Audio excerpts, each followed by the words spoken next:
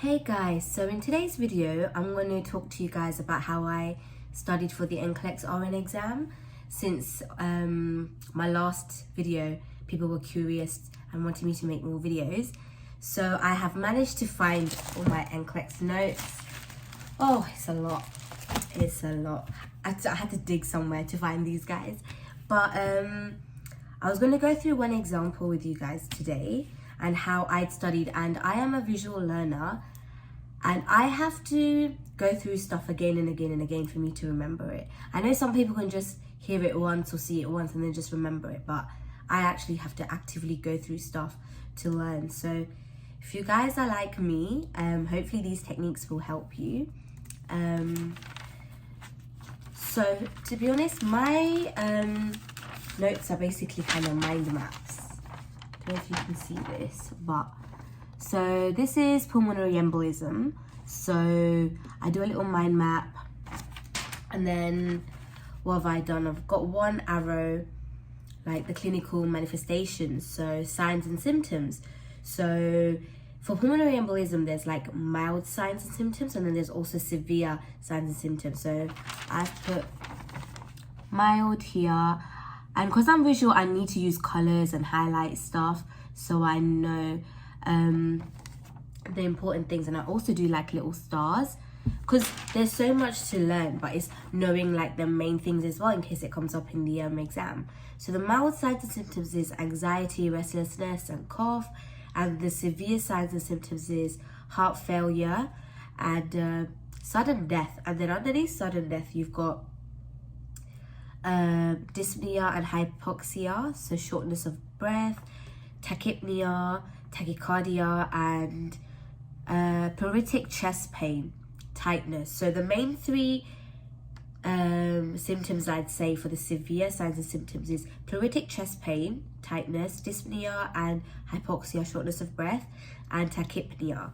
Because when I was studying I've put like 3 stars to it, so it means that that's like the main things that you kind of got to know.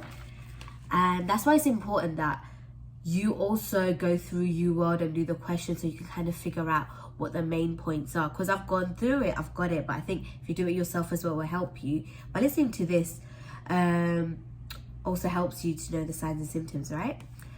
And then afterwards I've got a couple other signs and symptoms too, like unilateral leg swelling, confusion, and the unilateral leg swelling is related to DVT, right? And then I've also got here, so off of my mind map now comes off priorities, and that's very important for the NCLEX because I know the questions they ask you, but they also want to, because there could be answers that are correct, but you want to choose like the most relevant ones, right? And priority in terms of pulmonary embolism would be to assess the respiratory status and then also supply oxygen. And then another thing that comes with my mind map is treatment. So the treatment for pulmonary embolism would be heparin infusion, or you'll give anticoagulant, analgesia, physical therapy and O2, but the priority will be supply O2. So yeah, that's just kind of how I do it. But then once I've got my big sheets, like down here I have pneumonia. Usually like one topic like would be 1 page, but these are like smaller bits with the main points. I've made it smaller. But once I do my mind map, because this is just too much to remember, because I'll show you another topic which is like a whole page. So this is too much to remember. What I do is I then make flashcards and then put the main points on there. So this is PE pulmonary embolism, and I've got the main signs and symptoms, what I would prioritize, so give oxygen, and the main treatment is heparin. So this helps me kind of remember the main points, because there's so many topics you need to know for this exam, and to memorize this whole thing is hard. But when I'm making my notes, I will make all these notes, put it down, make it look pretty, because it has to be pretty if you want to learn it. If it's just not pretty, it's just hard to concentrate. And then I do my little flashcards, and then when I'm then revising and testing myself, I'd usually go off the flashcards. But if there's something like, oh, I don't know why this is that, and then I'll go back to my main sheet. Yeah, so that's how I did it, guys. So for example, another topic is GI bleeding, and for this there's a lot to cover. It's like a whole page, a lot of writing, but doing a mind map really helps me. So I've got GI bleeding here, and then I've done upper GI bleed there, lower GI bleed there. So like under lower, there's stuff like Crohn's disease, hemorrhoids, ulcerative colitis, and then from that I go into more detail. Like I've got diverticulitis, if that's how you pronounce it. I always struggle with that one.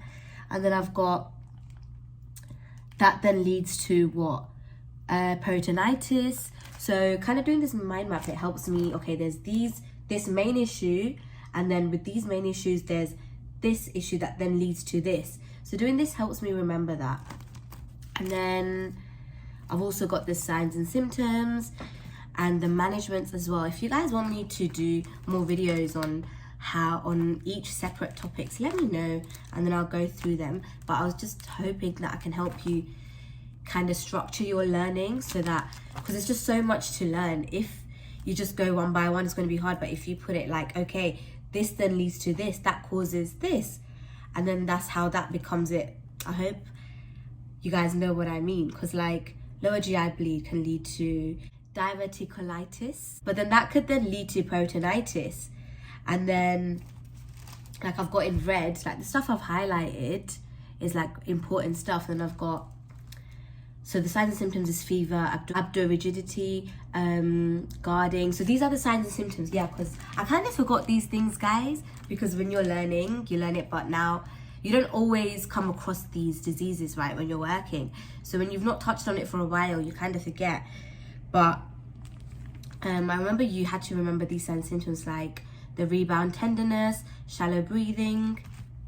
But I will go into this in more detail. If you guys want me to do another video on this topic, I can go into more detail for you guys.